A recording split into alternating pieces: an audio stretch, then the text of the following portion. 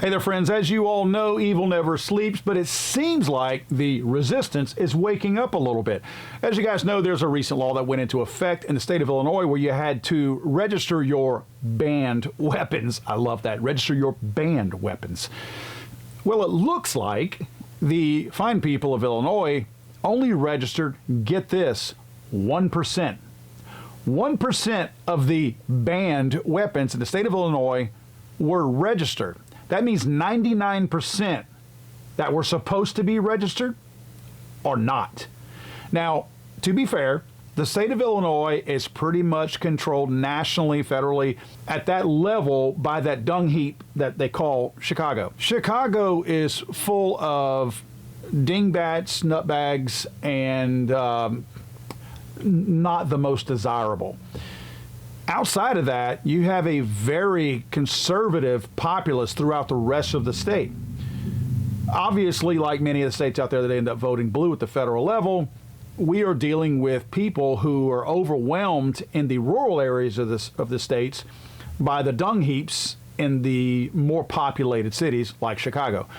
So, again, to be fair, if you look geographically, most of Illinois thinks just like we do as far as gun rights. It just, again, is that big, giant, stinky, smelly, steaming armpit that they call Chicago that, unfortunately, is what people envision when they think of Illinois. So, again, now that, granted, that means that there's a lot of those dirtbags that are also in the state assembly. So most of those people, the congressmen and the senators over there, are also dirtbags because they're represented from that populace over there.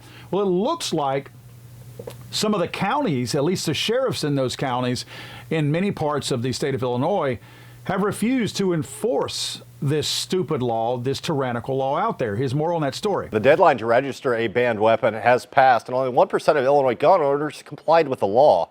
Many of the sheriffs I spoke with told me they don't want to punish law-abiding citizens who are technically now breaking the law for owning a weapon that was legal just a week ago. This new year, there are more than 300 new laws taking effect in Illinois, but the majority of county sheriffs have chosen not to implement the Protect Illinois Communities Act. It is not lawful or valid on its face. It's not enforceable, and my office will not be taking on any action on this. One of my main concerns is, how exactly is this going to make our community safer? The law effectively banned more than 170 models of guns and high-capacity magazines. And I believe this law violates our constitutional right to keep and bear arms more than any other law that I've ever seen in my 30 years in law enforcement. To be in compliance, Illinois' 2.4 million FOID card holders simply needed to register their weapon with the state. But according to Illinois State Police, fewer than 30,000 have already done so. We're going to take law-abiding citizens and make them criminals because of a very difficult decision they have to make. Failing to register a banned weapon will lead to a misdemeanor charge on the first offense and a felony charge for the second. I've notified the chiefs in my county that if the only charge they have against somebody is that they failed to register their weapon, that we will not be accepting them into our jail. However, a felony charge for an unregistered weapon isn't a jailable offense. The only time we will house someone that is charged with that is if they happen to be charged with a violent crime. The law already faces numerous legal challenges, which some sheriffs tell me could change their stance. My hope is this would hurry up and get to the United States Supreme Court and let them ultimately weigh in on this. That would be the law of the land. Even if the Supreme Court did uphold it and overturn those cases, we all know, like 90% of it, that's not going to change our position. We know what the Constitution says. We know what the people's rights are, and we're going to stand very firm on our position on it.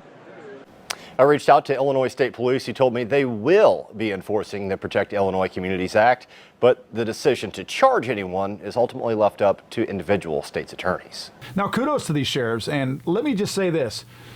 I'll say just like anything else, a sheriff is an elected person. Sheriffs are more at that local level. They see you. You understand what I'm saying? At the federal level, these politicians can lie to you because they typically don't see you. So they can tell you on the campaign trail what they intend to do for you and completely lie about that and find their way into Washington, D.C. and do totally opposite. Sheriffs are a little bit different. Sheriffs wield a lot of local power. They're typically politically the strongest person in a particular county. I mean, that is usually your person with the most power is the sheriff at that local level. Now, let me say this. Whether these guys are doing this, not enforcing this law because the people want it or don't want it, doesn't really matter to me. Because let's face it, a sheriff is just like all these other politicians. Their goal is to get reelected. Some of these sheriffs might not believe in your constitutional rights. They may not believe in going against the grain when it comes to what they're doing in Illinois.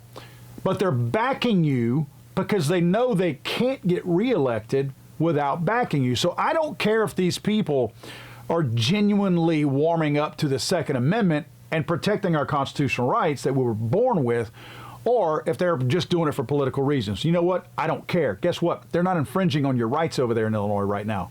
So again, I don't care what your motive is. As long as you're doing the right thing, that's all I care about. And guess what? You will get voted back in if you're in an area like that. Now, I try to stress time and time again that these local elections do mean something. I realize that a lot of people have lost confidence and have no faith in the voting system as it states, especially at that federal level. We've seen the corruption out there. We've seen the lies that have taken place. We've seen the ballot stuffers. We've seen the videos of the corruption that goes on with elections. Do I have absolute faith in the voting system? Of course not. No fool on this earth does.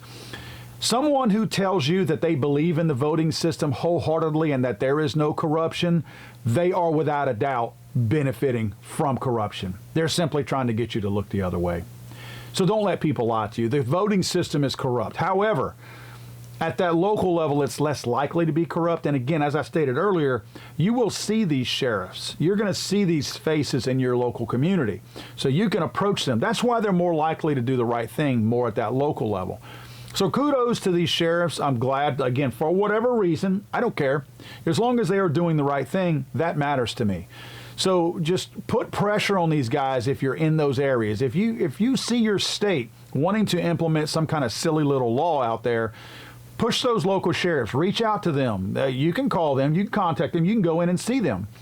Let them know. In fact, this is probably something more people ought to do. A parish just north of me here in Louisiana, we have parishes instead of counties in Louisiana. The parish just north of me is a Second Amendment sanctuary parish.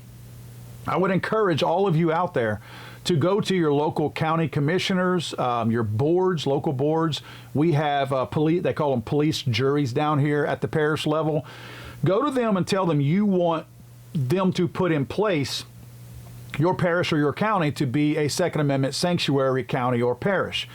Because at that point, that means that if the ATF wants to enforce one of their draconian federal laws, they have to come do it. That no local funds will be utilized for that.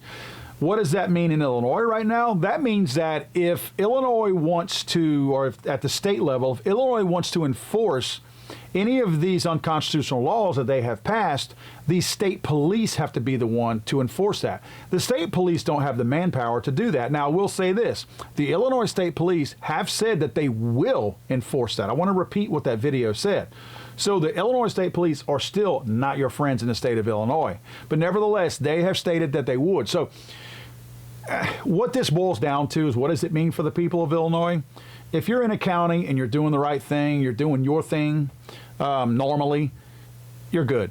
Nobody's going to bother you. If you're on the road and you're traveling and you're doing something stupid and you have one of these banned guns in there and a state police officer pulls you over, this is going to be attack on charge that you're going to get nailed with. So while it may not be enforced at the county level, you can still be in that county and be charged with it if your encounter is with the Illinois State Police. So keep that in mind. And granted, look, like all of these stupid little charges we see out there, it is still a law. So even at the county level, it wouldn't surprise me if a sheriff has an issue with a particular person and they're wanting to, quote, throw the book at them. This will be charged to that person if it's an additional charge they can hit that person with if they are, in fact, with a banned weapon. So keep that in mind, guys, out there in Illinois. But for the rest of you guys in every other free state out there, or at least some of the free states out there in the country, just remember, local level, talk to those sheriffs. Let them know how you feel, where you stand, and encourage them to become, at that county level or parish level, a Second Amendment sanctuary parish or county. God save the Queen, man. I'm sorry, I thought this was America.